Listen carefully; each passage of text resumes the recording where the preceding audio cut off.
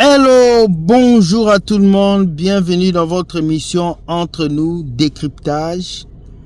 Je suis très heureux d'être toujours devant vous pour pouvoir vous apporter une vidéo exceptionnelle. Aujourd'hui, nous allons discuter sur 2 vidéos, j'espère que ça va vous faire du bien. Prenez votre café, votre thé pour 10 ou 11 minutes de vidéo où nous allons discuter. Pour commencer, je vous dis générique. N'oubliez pas, likez et partagez. Allez, on se voit au studio. Allez, tous les gars.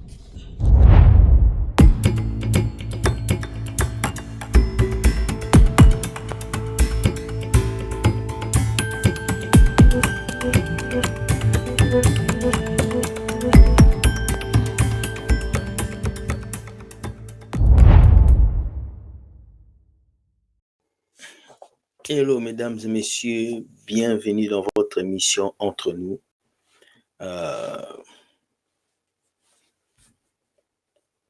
Bienvenue dans votre émission Entre nous, décryptage. Nous allons aujourd'hui décrypter quelques vidéos comment envoyer, que vous m'avez envoyé, qui vient de chez vous. Et j'ose croire que ça va être des vidéos qui vont m'enseigner, qui vont aussi vous enseigner, qui vont nous enseigner totalement beaucoup de choses. Alors, je vais mettre les vidéos pour que nous puissions commencer vite fait. Prenez un café, prenez un petit jus et nous allons commencer ensemble. Voilà, je commence les vidéos. Je vais mettre les vidéos pour que nous puissions commencer avec la première vidéo. En ces temps de la fin, les longues études, pour ceux qui ont la rage de prêcher la parole, est un surcharge. On te prend 10 ans à l'école, mais aucun âme est sauvé. Et imagine, tu finis l'université et puis Jésus revient. Tu finis l'université, lorsqu'on te compte tes cadres là, et Jésus revient. Ça t'aide à quoi?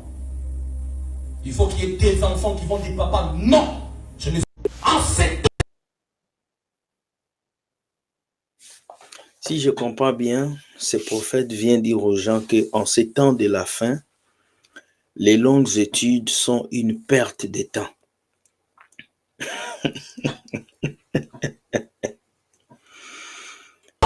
On va écouter encore un peu. En ces temps de la fin, les longues études, pour ceux qui ont la rage de prêcher la parole, est un surcharge. En ces temps de la fin, pour ceux qui ont la rage de prêcher la parole de Dieu, les longues études est une surcharge. Ça, c'est une hérésie que ce pasteur prêche. C'est une hérésie parce qu'un verset nous dit, la Bible l'a bien dit, non? À la croyance, ajoutez l'intelligence. Et Dieu ne nous a jamais interdit d'aller à l'école. Et ces genres de prédications sont des prédications qu'il faut jeter à la poubelle. Un vrai serviteur de Dieu ne peut pas venir vous dire d'abandonner l'école parce que vous devez prêcher. Le français que lui, il parle d'abord, qui lui a appris ça? C'est l'école. Le micro qu'il a pris dans la main, qui a créé ça? C'est un ingénieur. Le TikTok où il est connecté, si quelqu'un n'avait pas fait beaucoup d'études supérieures, il n'allait pas programmer le logiciel. Voici vos prophètes, ceux qui viennent prêcher, des bêtises. En ces temps de la fin, servir Dieu est une bonne chose, mais cela ne nous empêche pas d'aller à l'école, d'augmenter notre connaissance. On va continuer. Mais aucun âme est sauvé. Et imagine, tu finis. On te prend 10 ans à l'école, mais aucune âme est sauvée. C'est faux. Lorsqu'on te prend 10 ans à l'école, qu'est-ce que toi tu fais? Tu as le temps d'aller à l'école, tu as le temps de t'organiser, tu as le temps d'aller prêcher. Mais qui vous a dit seulement que c'est en allant à l'église que vous allez gagner des âmes? Et on ne gagne pas des âmes à l'église, on gagne des âmes hors de l'église parce qu'on évangélise. Voici vos pasteurs qui viennent vous dire des choses pareilles, 10 ans à l'église et aucune âme est sauvée. On t'a dit que tout le monde va gagner des âmes. Non?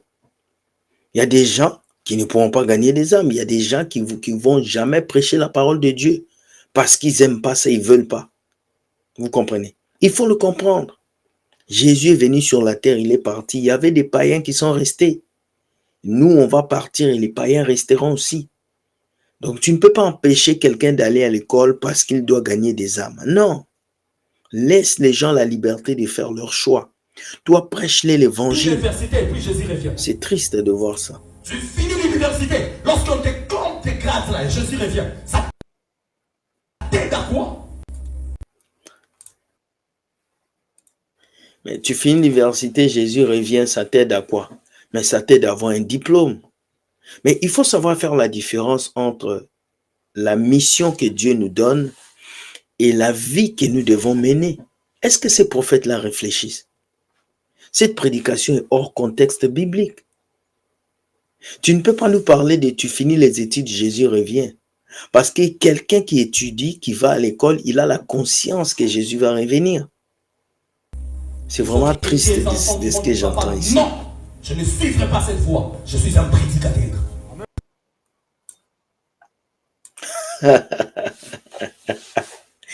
Être un prédicateur n'est pas synonyme de refuser l'école. Être un prédicateur n'est pas synonyme de refuser de prendre des diplômes. Être un prédicateur n'est pas synonyme de quitter l'école. Voilà pourquoi vous avez des résultats aujourd'hui. Voilà pourquoi vous avez des résultats aujourd'hui. Des prophètes qui ne veulent pas aller à l'école. Parce que quand un homme de Dieu ne part pas à l'école, ça va lui pousser à commencer à créer beaucoup de choses à l'église. Soirée de gloire, il faut bâtir l'autel, toutes ces choses. Et moi, je pense que ces prophètes ne devaient pas prêcher ce message. Parce qu'imagine qu'un jeune garçon de 16 ans qui n'aime pas déjà l'école, il arrive et puis il attend cette prédication. Ça va être une excuse pour lui de dire « je n'irai plus à l'école parce que moi je vais être prédicateur ». Si moi je suis président de la République, après avoir écouté une telle prédication, je te mets en prison et je t'exige d'oublier le français. Parce que le français que tu parles en tant que prophète, ce n'est pas les anges qui t'ont appris ça, tu as appris ça à l'école. Pourquoi tu veux priver aux autres l'idée d'aller à l'école, d'avoir des diplômes? Il faut qu'on ait des pasteurs intellectuels, des prophètes intellectuels. Ça va vous aider à ne pas bouffer l'argent du peuple de Dieu. Ça ne se passera pas comme ça. Ce matin, je dois prêcher. Non, papa, je dois aller au marché. Je dois aller au marché. C'est fou. Pour vous, être prédicateur, c'est aller au marché. Être prédicateur, c'est d'aller crier dans les villes. Viens être prédicateur ici au coin de ma rue. Commence à crier. C'est la police qui va te prendre et qui va t'emmener en prison. Parce que pour prêcher la parole de Dieu, il faut que tu aies une autorisation. L'anarchie qui règne en Afrique, c'est ça qui vous pousse aujourd'hui à vouloir prêcher comme vous voulez, où vous voulez. Mais ces choses, vous ne pouvez pas faire ça ici.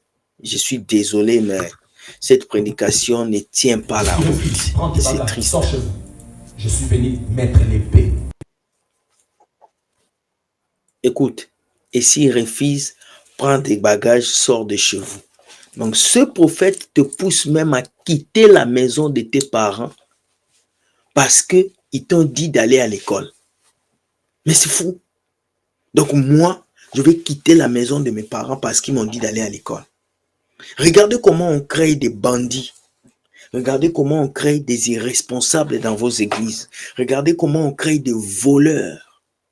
Comment lui-même il parle le français. Lui-même, je vois, il a un niveau intellectuel. Mais il veut vous empêcher, vous les fidèles, d'aller à l'école. Vous savez pourquoi? Parce que vous allez ouvrir vos yeux. C'est dangereux pour un chrétien d'être illettré et de servir Dieu. C'est très dangereux. Ce n'est pas impossible, mais c'est dangereux. C'est dangereux de ne pas travailler, de ne pas avoir une formation et d'être pasteur. Parce que le jour où les fidèles ne vont pas donner, tu vas manger comment? Le jour où les fidèles ne vont plus te nourrir, tu vas manger comment? Voici les prédications qu'on vous apporte aujourd'hui. N'allez pas à l'université. Servez Dieu, prêchez la parole parce que Jésus doit revenir. Ce n'est pas parce que Jésus doit revenir qu'on doit rejeter les choses que Dieu nous a données sur la terre. C'est triste cette histoire, c'est vraiment triste. Quand on m'a envoyé cette vidéo, j'ai pleuré. Il y a un temps, je suis venu mettre l'épée. Écoute ce qu'il dit. Il dit, il est venu mettre l'épée pour diviser. Écoutez le message que cet homme dit. Il dit, il vient diviser. À cause de quoi? À cause de l'école. Pourtant, la Bible dit, enfants, obéissez à vos parents selon les seigneurs. Lorsqu'un parent te paye l'école, il paye tes études, il dit d'aller à l'école, toi tu refuses, c'est une désobéissance. Parce que l'école assure ton lendemain. Ce n'est pas les parler en langue qui assurent ton lendemain. Les diplômes assurent ton lendemain. Ce n'est pas les prédications dans les marchés qui assurent ton lendemain. Voilà pourquoi vous avez beaucoup de prophètes qui font 10 heures, 8 heures de live sur TikTok parce qu'ils n'ont rien d'autre à vous dire. C'est triste. Il y a un temps, Jésus divise. Le parrain crétin qui va empêcher son fils à prêcher. Dieu te divise. Je sais que personne ne va aimer. Je ne suis pas là pour la faire.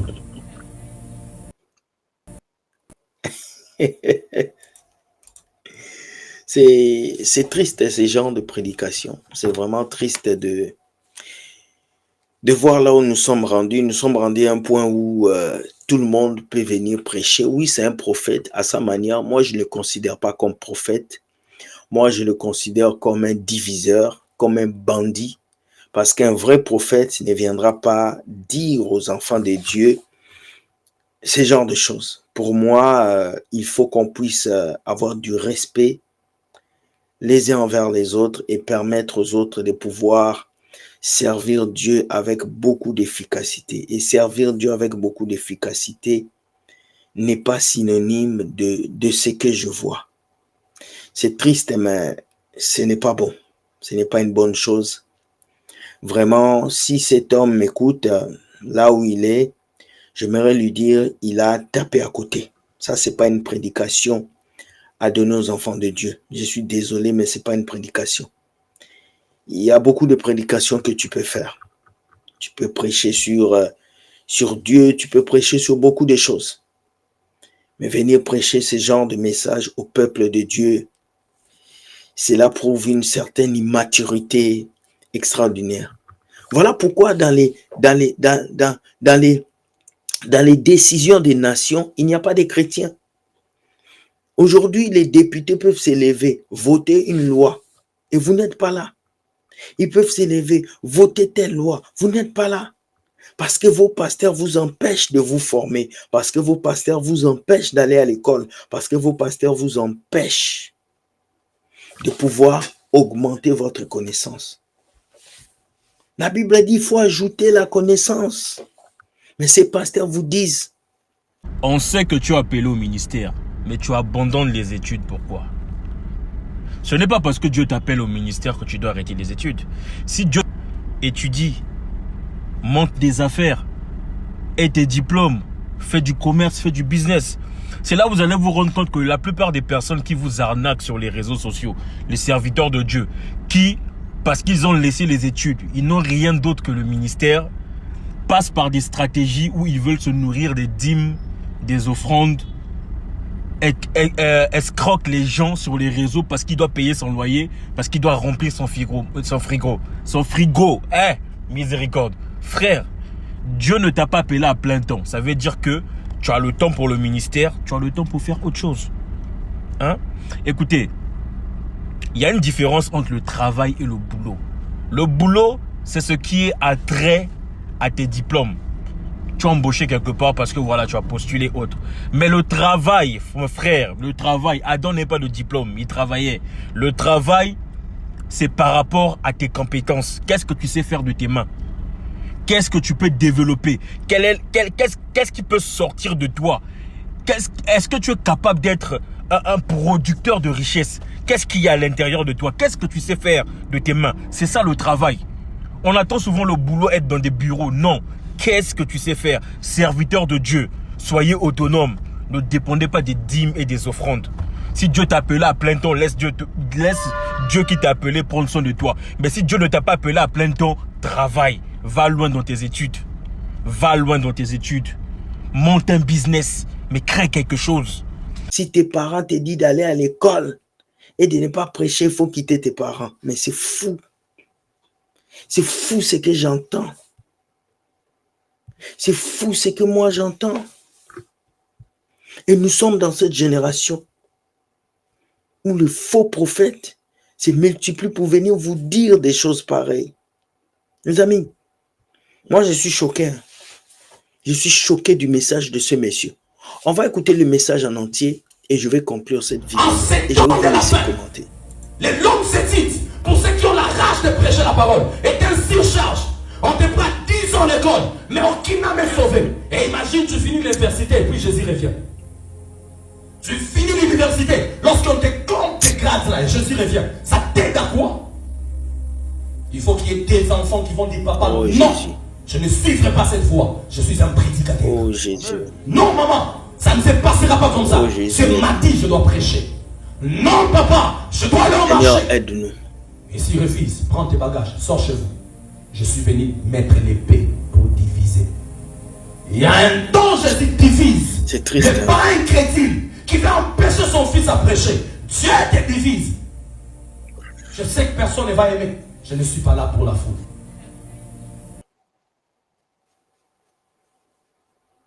Et vous voyez, c'est après toutes ces choses-là, ce sont ces genres de prophètes qui vont vous dire, quitte tes parents car ils sont des sorciers. Quitte tes parents car ils t'ont maudit. C'est ces genres de prophètes. Et personne ne peut s'élever et lui dire, prophète, tu prêches bien, mais tu es passé à côté. Parce qu'un vrai homme de Dieu ne viendra pas vous dire, je suis venu mettre l'épée. Non. Un vrai serviteur de Dieu vous dira, mes chers amis, nous allons prier. Mes chers amis, allez à l'école, mais servez Dieu. Mes chers amis, allez à l'école, mais cherchez la face de Dieu. C'est ce qu'un vrai serviteur de Dieu va venir vous dire. Mais désolé, aujourd'hui, voici ce à quoi nous sommes appelés. C'est bien de prêcher la parole de Dieu. C'est bien d'être pasteur, prophète, mais c'est encore mieux d'avoir une formation, d'avoir un diplôme, d'avoir quelque chose à faire. Ok?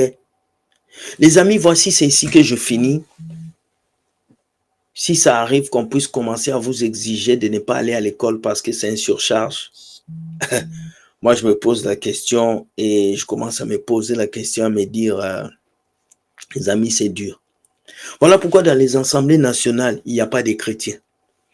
Dans les cours constitutionnels, il n'y a pas de chrétiens. Dans les entreprises, il n'y a pas de chrétiens. Parce qu'on vous a tellement diminué dans vos cerveaux, vous dire que vous ne pouvez pas faire de longues études parce que vous devez prêcher. Mon frère, la vie ne s'arrête pas ici. Vous devez vous focaliser. Toi qui es jeune serviteur de Dieu qui m'écoute, il faut aller à l'école. Il faut se former. Il faut se donner de la chance de devenir quelqu'un. Le parler en langue ne va pas te faire entrer dans une entreprise. Le parler en langue ne va pas payer les factures.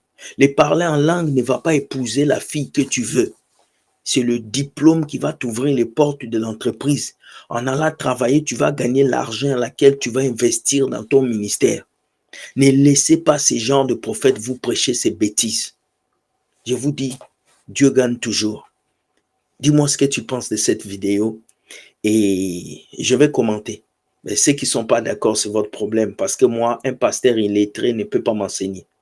Un pasteur qui n'a pas fait même un peu d'études ne peut pas me dire un mot. Pour moi, je considère que lorsqu'on sert Dieu, on doit être complet, mentalement, physiquement et même émotionnellement. Alors, quelqu'un qui refuse l'école pour servir Dieu, c'est quelqu'un qui est incomplet émotionnellement. C'est quelqu'un qui n'est pas bon mentalement. Ça ne fonctionne pas ici. Alors, comprenez cela et changez. Dieu gagne toujours. Bonne journée. On a un live ce soir, notre deuxième partie de la vidéo sur chrétienté, mouvement ou relation. Soyez bénis, je vous aime et je vous dis bye bye. Ciao.